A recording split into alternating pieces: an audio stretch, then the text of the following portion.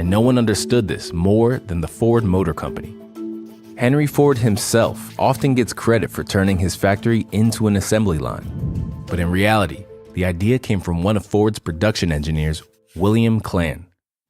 At the start of 1913, he visited a meat packing factory in Chicago, which was known to be one of the most efficient factories in the country.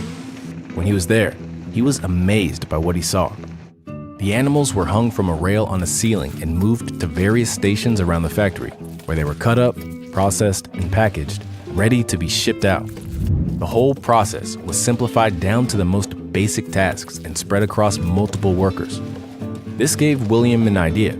Although this process worked for taking apart an animal, perhaps it could work for putting together a car. He took the idea to Ford, and they immediately began testing it out on a relatively simple part, the flywheel magneto. Normally, a team of 30 workers would each assemble entire magnetos at individual workbenches. With this setup, around 800 magnetos could be made per day.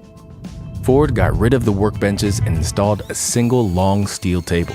The workers were arranged in specific positions, and instead of assembling a complete magneto, they were told to only perform a single task and slide the magneto onto the next person.